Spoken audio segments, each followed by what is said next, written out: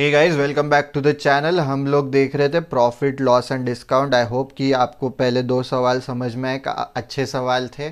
और नहीं आए तो obviously you can ask in the comment section. तो अभी देखते थर्ड क्वेश्चन।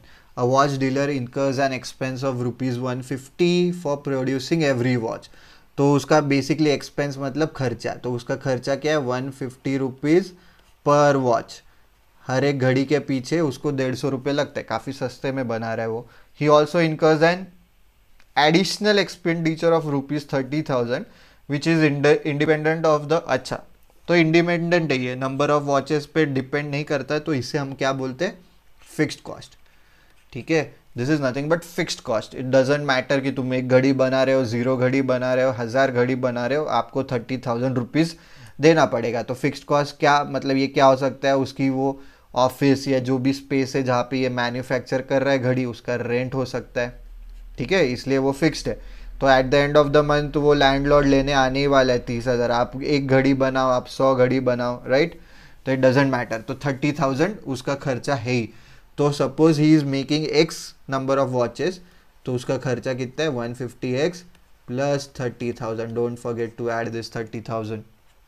तो अभी देखते क्या पूछा है। If he is able to sell a watch during the season, तो सीजन रहेगा कोई पता नहीं। He sells it for ₹250। तो घड़ी कितने में बेचेगा? ये कॉस्ट हो गया उसका, राइट? एक्स वॉचेस का ये सेलिंग प्राइस हो गया पर वॉच। पर ये सीजन में हो गया, कुछ तो है सीजन, मतलब हमें पता नहीं, देखते सीजन में may be it's a festival season, वैसा होगा। If he fails to do so he has to sell each watch, अच्छा, फॉर ₹100। तो अगर वो फेस्टिवल में बेच नहीं पाता है तो उसको क्या, फिर ये सीज़न में वो अगर बेच नहीं पाता है तो उसे नॉन सीजन में फिर काफ़ी लॉस इनकर करना पड़ता है, 100 में ही बेचना पड़ता है। If he produces 1500 watches, what is the number of watches that he must sell during the season? ठीक है, in order to break even, given that he is able to sell all the watches, सारे 1500 के 1500 watches बेच रहा है वो, कुछ season में बेच रहा है, कुछ नॉन सीजन में बेच रहा है। ठीक है, एंड एक नया फिर यहाँ पे कंसेप्ट है इजी वाला, ब्रेक इवन। तो ब्रेक इवन मतलब क्या? बेसिकली उसका खर्चा, राइट, मतलब कॉस्ट इज इक्वल टू उसका सेलिंग प्राइस। बेसिकली मतलब क्या हो जाता है कि he doesn't get any profit, neither does he have any losses. ठीक है, ये हो गया हमारा ब्रेक इवन। तो ये जो खर्चा है उसका जो भी है, right, that has to be equal to the selling price. ठीक है, that is break even point. तो लेट्स अज्यूम कि अभी उन्होंने ही दे दिया है कि ही मेक्स 1500 वॉचेस। तो 1500 वॉचेस मतलब एक्स की जगह पे 1500, ये खर्चा हो जाएगा टोटल। तो टोटल खर्चा विल बी व्हाट? टोटल खर्चा विल बी 150 इंटू 1500, क्योंकि 1500 वॉचेस बना रहे हो, प्लस ये 30,000 ऐड करने का भूलो मत, क्योंकि वो फिक्स्ड कॉस्ट है। पर अभी उन्होंने बोला है सम वॉचेस ही सेल्स। ये इक्वल क्यों कर रहा हूँ मैं? क्योंकि ये खर्चा should be equal to his selling price, then that is called the break even point, या ब्रेक इवन होता है वहाँ पे कि उसको ना प्रॉफिट है ना लॉस हो रहा है। उसके बाद अगर वो घड़ी बेच रहा है सीजन में तो उसको प्रॉफिट ही होगा, ऐसा। ठीक है, तो दैट इज ब्रेक इवन। तो मैंने सीजन में बेच रहा है तो प्रॉफिट होगा, ऐसे क्यों बोला? क्योंकि सीजन में उसको 250 में बेच रहा है, नॉन सीजन में 100, राइट, 150 से कम में बेच रहा है। ठीक है, तो ये काफ़ी मतलब वो जब आप MBA करोगे, फर्स्ट ईयर में जाओगे, यू लर्न ऑल दिस। तो एक मतलब मार्जिनल कॉस्ट वगैरह वो सब सीख लोगे, इतना मुश्किल नहीं है। ठीक है, एज ऑफ नाउ हम ब्रेक इवन पे फोकस करते हैं। ब्रेक इवन मतलब क्या कि तुम्हारा जितना खर्चा है उतना ही तुम्हारा रेवेन्यू होना चाहिए।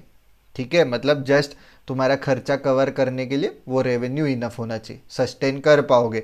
मतलब लॉन्ग रन में प्रॉब्लमेटिक ही है, क्योंकि ultimately every business is aim is to make profits. तुम प्रॉफिट्स ही नहीं बना रहे हो तो कितना सस्टेन करोगे? पर it's better than loss at least. ठीक है, तो उसका सेलिंग प्राइस क्या है? तो लेट्स अज्यूम कि एक्स वॉचेस सपोज वो सीजन में बेच रहा है, तो नॉन सीजन में कितना बेचेगा? 1500 माइनस एक्स, क्योंकि टोटल 1500 वॉचेस है। ठीक है, तो this has to be equal to 250x plus 100 into 1500 minus x. ये नॉन सीजन में कितना बेच रहा वो है, और ये सीजन में कितना बेच रहा वो है। ठीक है, स्ट्रेट फॉरवर्ड सिंपल क्वेश्चन है, इसमें बस वो कंसेप्ट हमें क्लियर करना था। तो एक काम करते, काफ़ी ज़ीरोज़ इन्वॉल्व है तो एक एक ज़ीरो कट कर लेते हर एक साइड से। ठीक है, ये ज़ीरो हट गया, ये ज़ीरो हट गया, ये ज़ीरो हट गया। और कुछ है क्या, 5b कॉमन है हर जगह, तो एक काम करते, ये 5b, 5x, ये हो जाएगा फिर 2, ये हो जाएगा फिर यहाँ पे 600 आ जाएगा, और ये हो जाएगा 3। कैलकुलेशन इजी कर रहे हैं हम लोग, जितना इजी कर सकते कर लेना है। तो ये हो जाएगा अभी 4500। आई होप कि you understood what I have done. मैं बस कॉमन निकाल के कैंसिल आउट किया। 4500 प्लस 600 मतलब ये हो जाएगा मेरा कितना, 5100 is equal to 5x plus 3000 minus 2x। ठीक है, तो 3x की वैल्यू क्या आ जाएगी मेरी, 2100 इज इक्वल टू, ये 3000 दूसरी साइड जाके 3x की वैल्यू 2100, x की वैल्यू 700 आ गई मेरी। Simple, x 700। उन्होंने क्या पूछा है, what is the number of watches that he must sell during the season. Season में कितना वॉचेस बेचना चाहिए, इसलिए हमने सीजन वाले को x मान के लिया। राइट, जो भी ढूंढना है उसे हम x मानते हैं, बराबर। तो x इज इक्वल टू 700। वही अगर उन्होंने नॉन सीजन वाला पूछा रहता तो 1500 माइनस 700 कितना हो जाता है, 800। तो आंसर क्या है, सीजन में कितने वॉचेस बेचने चाहिए, उसने 700। तो अगर आप कैलकुलेट करते हो हमारा खर्चा कितना आएगा, 150 इंटू 1500। अगर मतलब बस तुम्हें एक्सप्लेन करने के लिए कि कंसेप्ट क्या है, तो 150 इंटू 1500 मतलब 225, राइट, 15 का स्क्वायर। और कितने ज़ीरोज़ है हमारे पास, 3 ज़ीरोज़, प्लस 30,000 मतलब ये हो जाएगा 2,55,000। क्या ये इक्वल है, is this equal to 700 into 25, 250 into 700 plus कितना 100 में बेच रहा है ना, 100 इंटू 800 मतलब 80,000। क्या ये इक्वल है, तो वो देखने हमें, तो वो 1 0 2 0 3 0, 25 5 125, 175। तो 175 प्लस 80 इज नथिंग बट 255, तो इक्वल हो रहा है। तो basically this is what we were talking about, कि जितना खर्चा हो रहा है बराबर वो वॉचेस बेच के उतना ही उसका रेवेन्यू आ रहा है, 2,55,000। सिंपल, ब्रेक इवन समझ में आया। Let's look at next question now. Let's look at example 4. A dishonest dealer marks up the price of his goods by 20%.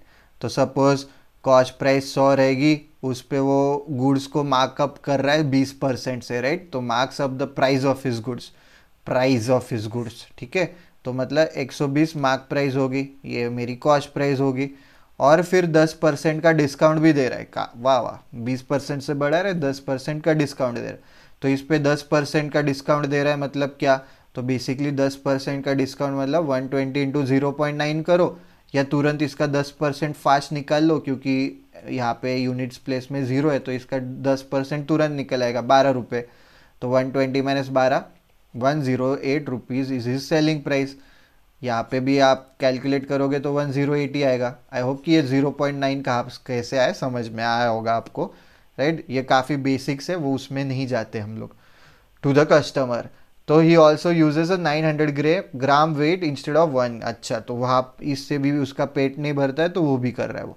तो बेसिकली हमारा मतलब क्या है, ये 1 kg का उसका रेट है सपोज 100 रुपया, ठीक है। 1 kg he gets for 100 rupees, तो वो 1 kg बेच रहा है 108 रुपये में, ठीक है। 1 kg वो बेच रहा है 108 में, पर वो एक्चुअली 1 kg बेच रहा है क्या, नहीं, वो 900 ग्राम ही बेच रहा है, 0.9 kg बेच रहा है वो, ठीक है। So he is selling 0.9 kg for 108 rupees. तो वो 0.9 kg का खर्चा कितना है, 1 kg का अगर 100 रुपये है तो 0.9 kg का खर्चा कितना है, सिंपल, 1 kg 100 रुपये में, तो 0.9 कितने में, 90 रुपये में। तो इसका कॉस्ट प्राइस क्या आ जाएगा फिर, 90 रुपीज़। तो 90 रुपीज़ पे उसे सेल कर रहा है वो 108 में, तो प्रॉफिट कितना हो गया, 108 माइनस 90, 18 रुपये। कॉस्ट प्राइस 90 इंटू 100 कितना परसेंट आ गया, 20%। वही उन्होंने पूछा है, find the profit percentage due to this manoeuvres, right. तो काफ़ी सीरियस मनूवर कर रहा है वो। क्या कर रहा है, पहले वो मार्क प्राइस बढ़ा रहा है 20% से, ठीक है। तो हमें कुछ नहीं दिया था, हम लोग जनरली अगर कुछ नहीं दिया तो मार्क प्राइस हमारी कॉस्ट प्राइस पे ही लगाते हम। उस पर फिर डिस्काउंट देके फिर हमारा सेलिंग प्राइस आता है, ठीक है। Unless otherwise stated, mark price हमेशा कॉस्ट प्राइस के रिस्पेक्ट में ही निकालेंगे, इसलिए वापस से we considered cost price to be 100 like I have told you in the first video. With respect to some value we are calculating something else, so whatever is the value with respect to which we have to calculate, that value will assume to be 100. So in this case cost price के respect में सब निकाल रहे, तो I assume cost price to be 100 rupees. Mark price फिर मेरा 20% ऊपर मतलब 120 हो गया, उस पर आई एम गिविंग 10% डिस्काउंट, तो 10% ऑफ इट इज 12 रुपीज़, तो 108 which is my selling price. पर नहीं, वेट, राइट और एक चीज़ है, वो 1 किलो बेच रहे ही नहीं, वो 900 ग्राम बेच रहे हैं. यस, काफ़ी कमी ना है वो. तो 90.9 kg 1 kg 100 रुपये में, 0.9 kg 90 रुपये में, तो 0.9 kg जो मैं बेच रहा हूँ उसका मेरा कॉस्ट प्राइस क्या है, एक्चुअली खर्चा कितना आ रहा है, मुझे सिर्फ 90 रुपये आ रहा है, but I am selling it for 108 rupees. So basically I have made a profit of 18 rupees for every 90 rupees. तो प्रॉफिट परसेंटेज कितना है, 20%, राइट. यही अगर उन्होंने पूछा रहता है इस क्वेश्चन में कि प्रॉफिट मार्जिन कितना है, तो ये डिनोमिनेटर में हमारा फिर सेलिंग प्राइस आ जाता, नॉट अ बिग डिफरेंस, ठीक है. तो 18 6 तो ये 100/6 आ जाता था बेसिकली, मतलब 50/3%. ऑलराइट, सिंपल है. प्रॉफिट मार्जिन पूछा तो डिनोमिनेटर में सेलिंग प्राइस डाल दो. जनरली 99% ऑफ टाइम्स वो प्रॉफिट परसेंट ही पूछेंगे, प्रॉफिट मार्जिन नहीं.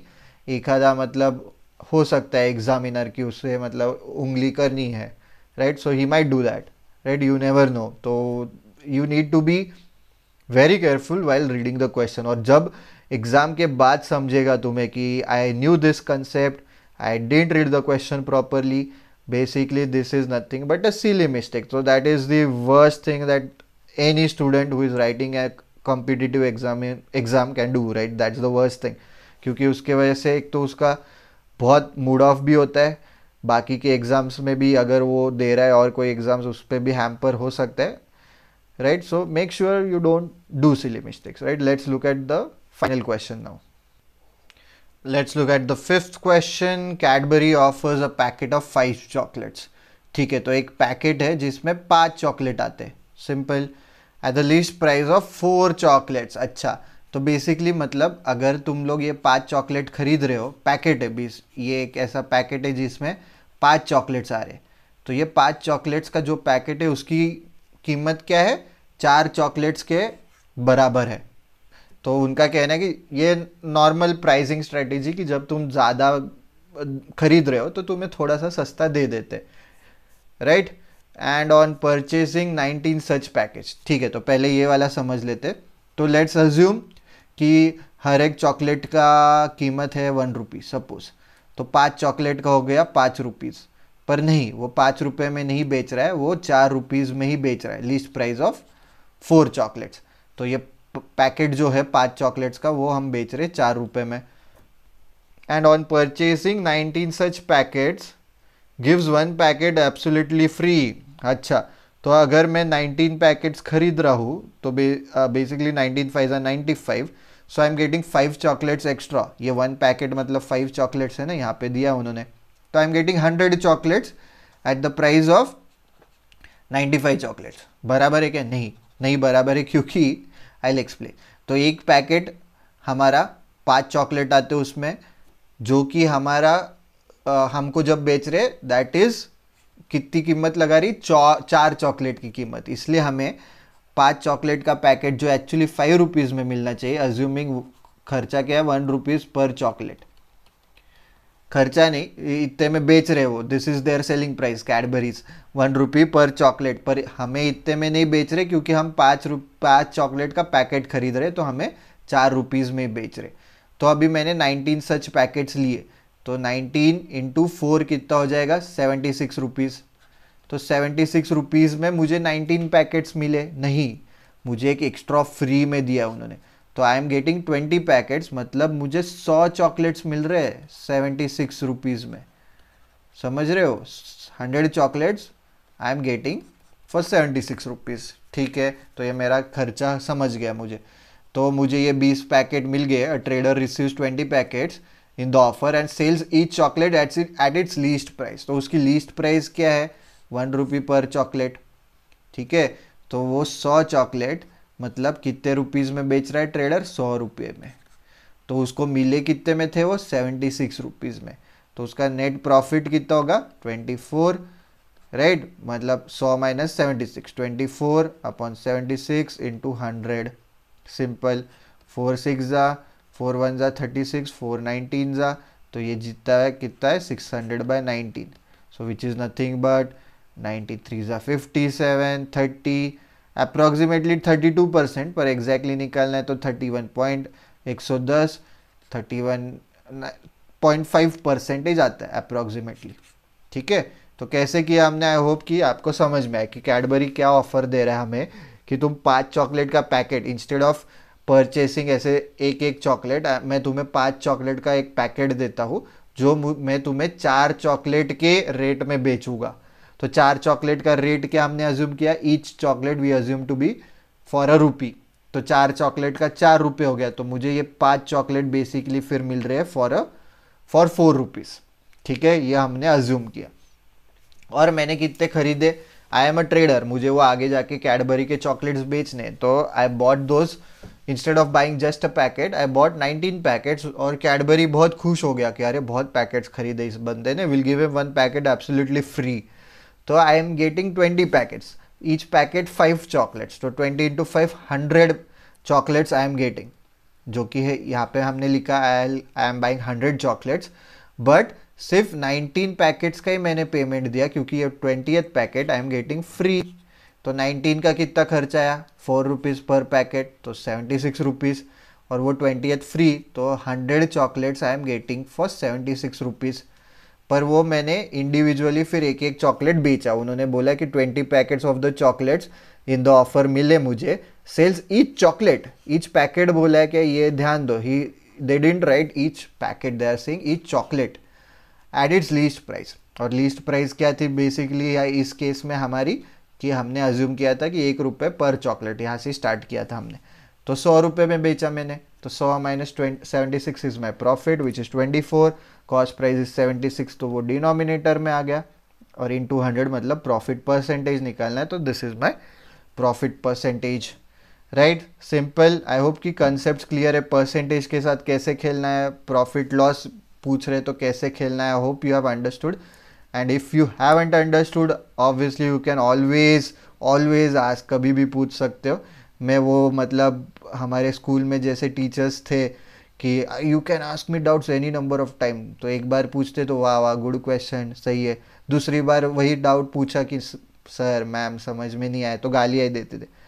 वो सिर्फ बोलने की बात थी कि कितनी बार भी पूछो, तो it's not like that oh here तुम लोग एक्चुअली कितनी बार भी पूछ सकते हो, राइट। कमेंट में पूछो, लाइक ऑलवेज टेलीग्राम चैनल पे भी आके पूछ सकते हो, द लिंक जिसकी हमने we have given in the description box below. Also don't forget to subscribe, like, share, right, जितना शेयर कर सकते हो करो, कमेंट कर सकते हो करो, लाइक तो करो ही, मतलब हमें समझता है what kind of content do you want. In the next video we are trying to, अभी मतलब MBA CET का शायद उन्होंने, मतलब स्पेक्यूलेशंस ही है, स्पेसिफिक अभी तक कुछ आया नहीं है, पर बोल रहे कि मे बी जून 19-20 वो पीरियड में हो सकता है एग्ज़ाम। तो अभी तुम्हारे पास है, अभी भी अराउंड 40 डेज है तुम्हारे पास, विच इज़ सिग्निफिकेंट।